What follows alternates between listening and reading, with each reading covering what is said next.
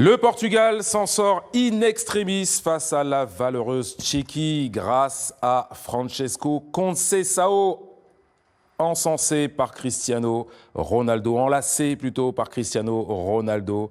Le passage de génération, la Seleção d'Ashkinias évite le piège, le couac tendu par Ivan Asek. Vous êtes bien dans Tam Tam Parleur. On va débriefer ce qui s'est passé aujourd'hui dans ce groupe F en compagnie de Solange Droual, Basile Boli, Bruno Derrien et Michael Siani. Ouf, a-t-on envie de dire, messieurs, dames, pour le Portugal. Il a fallu aller au bout du bout, 93e minute, pour voir ce jeune joueur, Conceição, le fils de Sergio Conceição, que Basile a tenté de joindre pour l'OM, en vain. Mais c'est lui qui a sauvé le Portugal ce soir, Michael.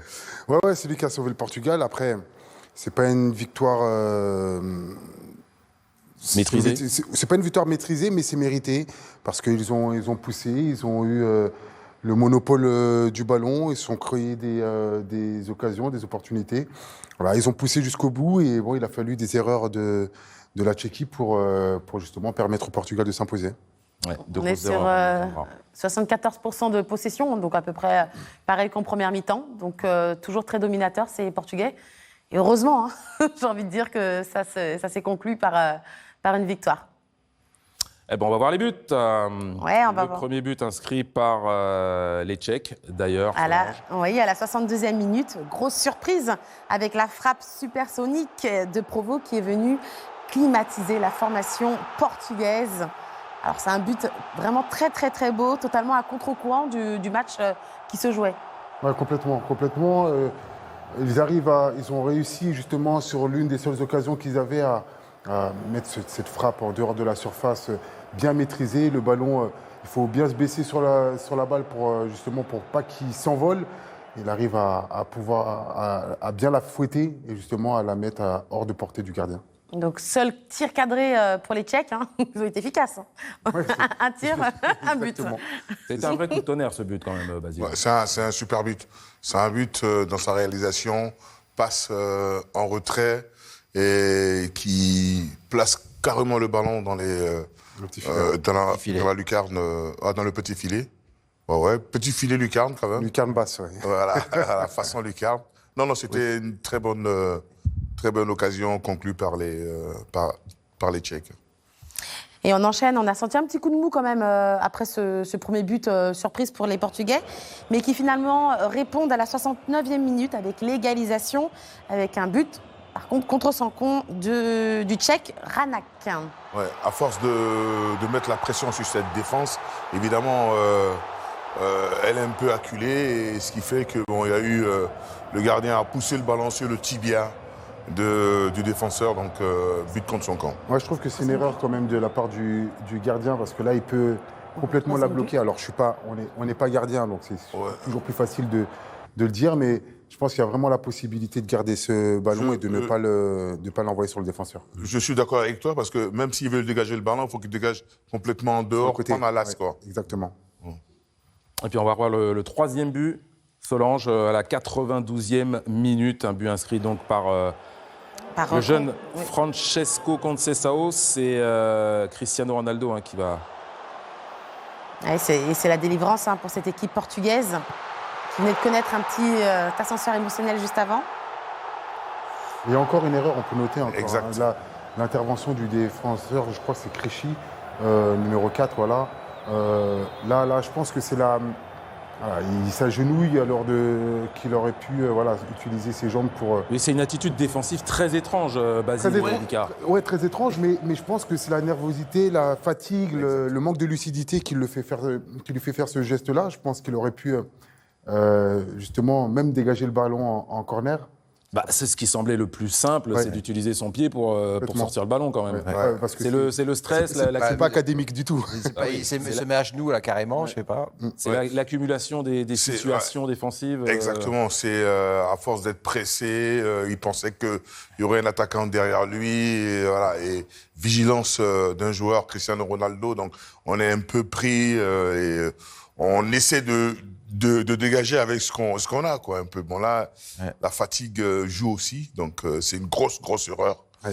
Et malheureusement, ça coûte le point, quoi. Ça aurait compliqué pour ce défenseur-là. Après, Cristiano Ronaldo, il a été très présent. Hein. Il était dans son match. Hein. Il était dans son match et j'ai trouvé qu'il avait une bonne attitude aussi. C'est ce qu'on disait en avant-match, c'est que c'est un joueur qui amène de la positivité dans cette équipe et c'est aussi son rôle. C'est lui qui allait chercher les ballons en touche. Il était très dynamique. Oui, puis il est très généreux avec ses voilà, coéquipiers. Hein. Très enjoué. Mais justement, c'est pour garder ce dynamisme dans cette équipe, pour leur permettre de ne rien lâcher. Et justement, la preuve d'y croire jusqu'au bout. Vas-y, vous êtes d'accord? Ah ouais, Il fait un bon match? Il fait un bon match parce qu'il avait une présence.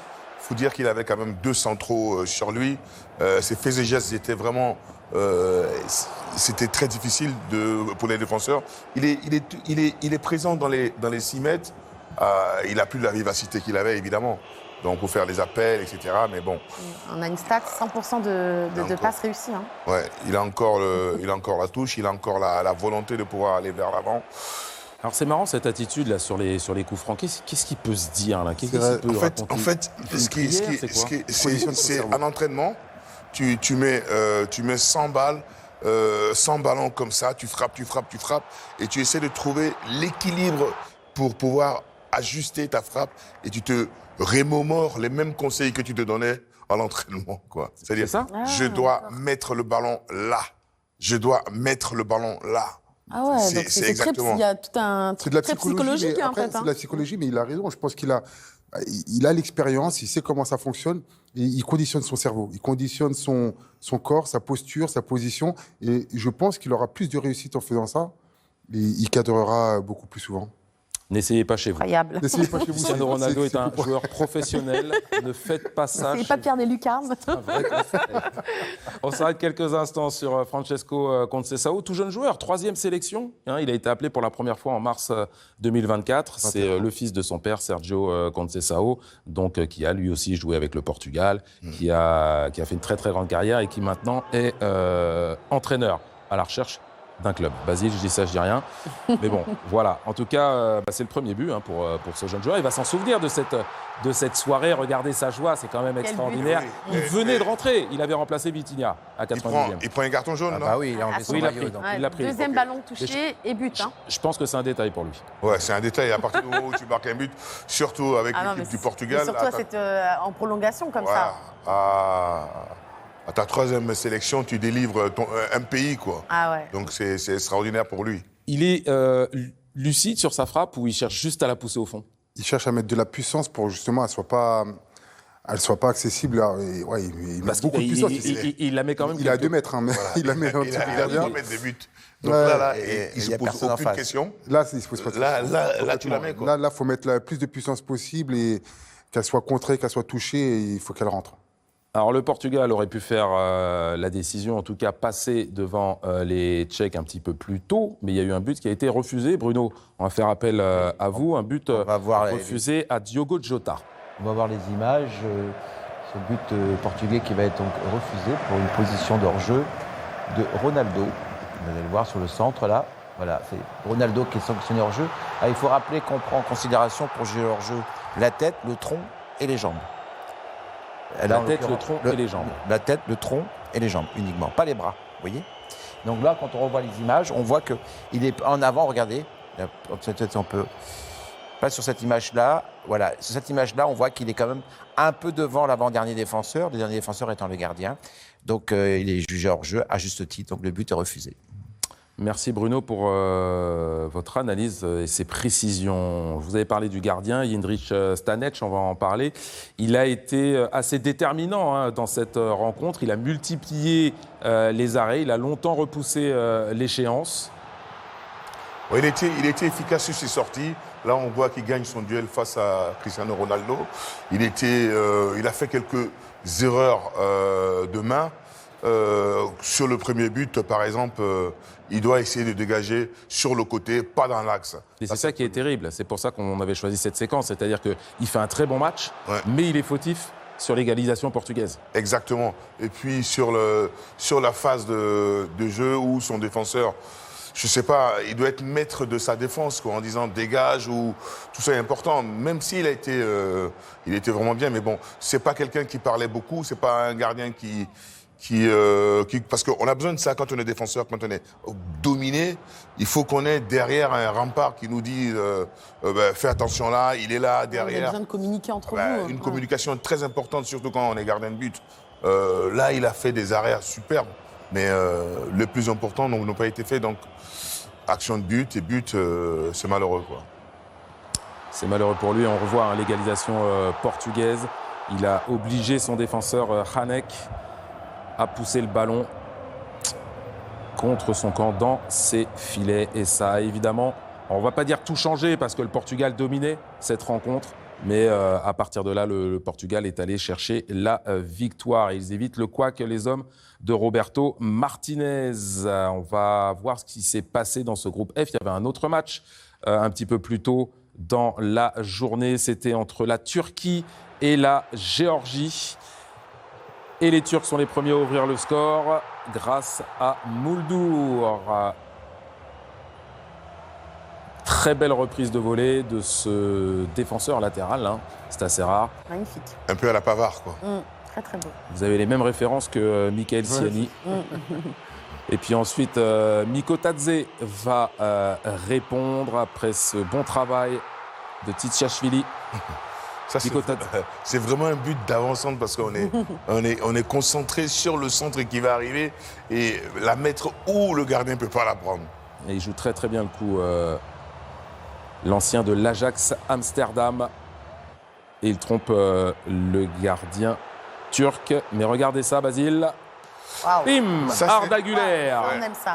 C'est un chef-d'œuvre parce que au départ, il prend le renseignement déjà. Il a déjà formulé dans son corps qu'il doit faire ce geste technique pour mettre le gardien hors sujet, quoi, en gros. C'est fantastique. Il le sait avant de prendre ouais. la balle. C'est-à-dire qu'il prend l'information. Il a et c'est pris déjà l'information. qu'il va frapper. Et regardez la chevauchée fantastique d'Akturkoglu alors que la Géorgie poussait pour égaliser. Akturkoglu va marquer dans le but vide et corser l'addition pour l'équipe de Willy Sagnol. Ça fait 3-1 pour la Turquie. La Turquie qui n'avait déjà plus marqué dans son match inaugural à l'Euro depuis 2000, c'est dire. Et souvenez-vous, l'Euro 2021, ils avaient quitté la compétition avec 3 défaites et 0 but marqué. Ils étaient revanchards, les Turcs. Et c'est la Géorgie qui en a fait les frais, même s'ils ont été bons. Le classement de ce groupe F avec 2 équipes qui ont gagné. La Turquie qui a la meilleure différence de but devance le Portugal. Turquie première, Portugal deuxième. La Tchéquie et la Géorgie ferment le banc. C'est déjà la fin de cette première journée. On a vu les 2 derniers matchs, c'était ceux du groupe F. Maintenant, on vous propose un petit best-of de ce qui s'est passé depuis vendredi et le match inaugural entre l'Allemagne et l'Écosse. Les plus beaux arrêts, les plus beaux buts, c'est maintenant. Fin de la première journée des matchs de poule. Voici les moments marquants. La belle histoire de cette première journée, c'est ce retour et ce premier but de la compétition de Christian Eriksen, 3 ans après son arrêt cardiaque. Et cette belle talonnade de Jonas Wind.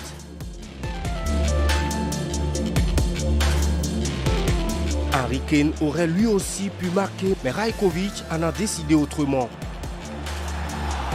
Le gardien serbe a réalisé le plus bel arrêt de cette première journée sur cette tête de l'attaquant anglais.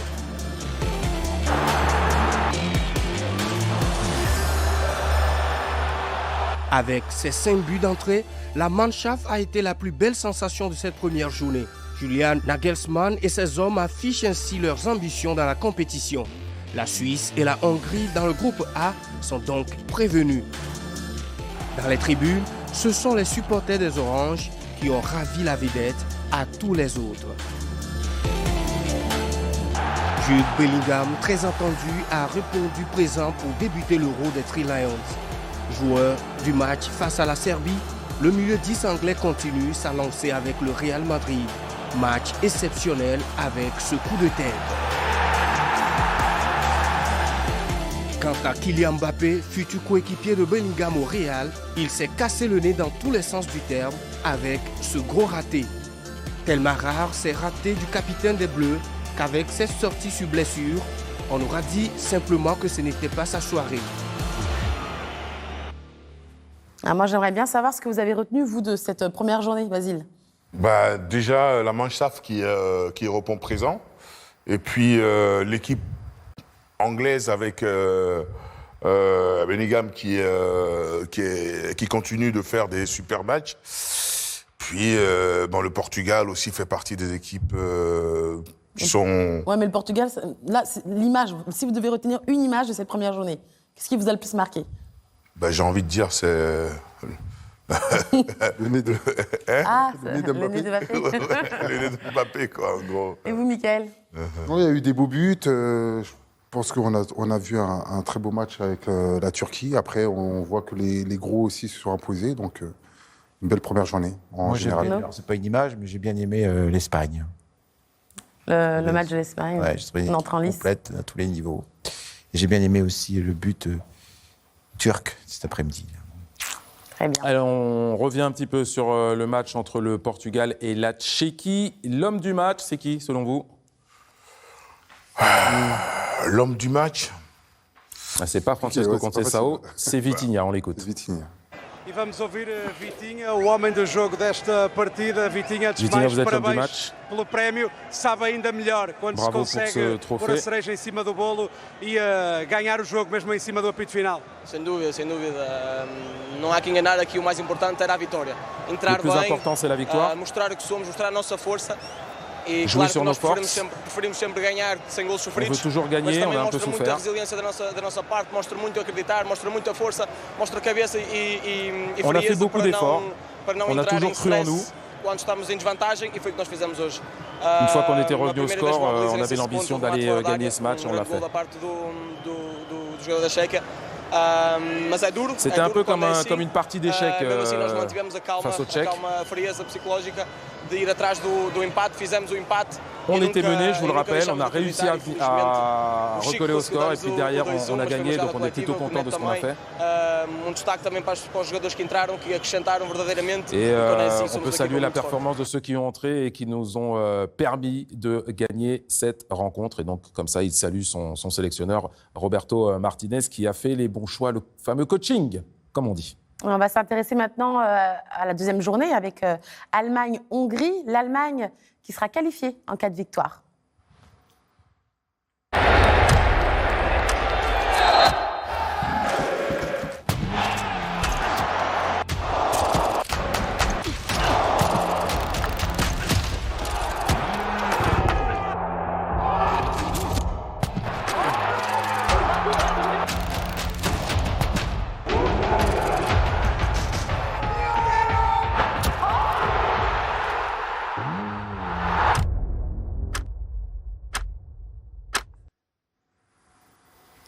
Programme alléchant pour la deuxième journée, hein, vous l'avez sous vos yeux. Croatie-Albanie, deux équipes qui ont perdu. Allemagne-Hongrie, donc la deuxième de la Nationalmannschaft à domicile. Sauf des vous avez atomisé les Écossais qui affronteront les Suisses. Les Suisses qui avaient battu les Hongrois. Rien n'est fait dans ce groupe.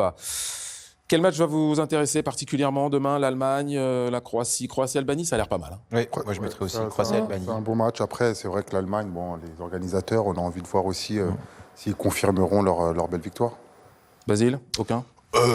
Écosse aussi. Faut tout regarder. Il est corporate, Basile, c'est bien. Ouais, l'Écosse, c'est important aussi parce que bon, ils doivent gagner, quoi. Ils sont obligés de gagner parce qu'ils ont pris une raclée. Gagner Donc, pour être dans la course. Après, le problème, c'est qu'ils n'ont pas montré grand-chose. Oui, mais le championnat d'Europe, c'est très très difficile. Hein. C'est très très difficile parce que les équipes arrivent complètement à exténuer. Et puis l'Écosse, tous les joueurs jouent en Angleterre, donc il y a 80 matchs où on joue. Les jambes, c'est très lourd. Donc, en tout cas, j'espère que l'Écosse va gagner une fois quand même. On Ça me fera plaisir. a demandé aux Hongrois ce qu'ils pensaient des Allemands, hein, qui sont très très forts. Élément de réponse.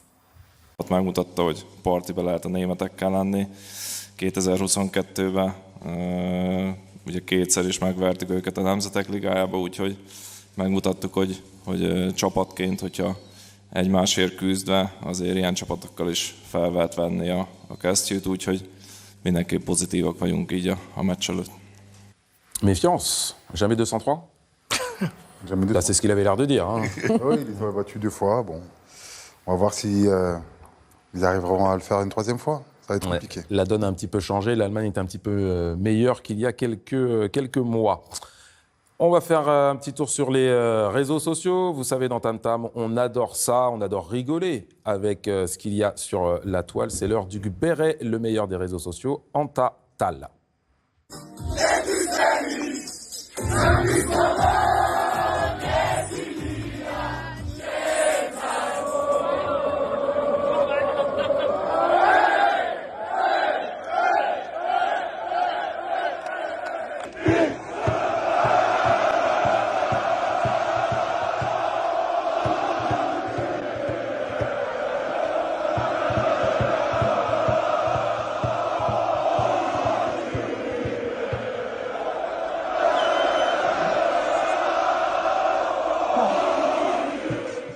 Bon, c'est toujours des jolies images qu'on aime voir lors de ce genre de compétition. Puis, messieurs, c'est déjà la fin de cette émission, hein, de cette belle journée foot. On se retrouve demain à 15h dans Tam Tam pour la 2e journée des matchs de poule. Des matchs à suivre sur les chaînes de New World Sports, donc, que vous pouvez suivre en langue Ewe, en Bambara, en Wolof, en Djoula, en Lingala et en français. Et on se quitte sur les meilleurs buts de la journée. À demain.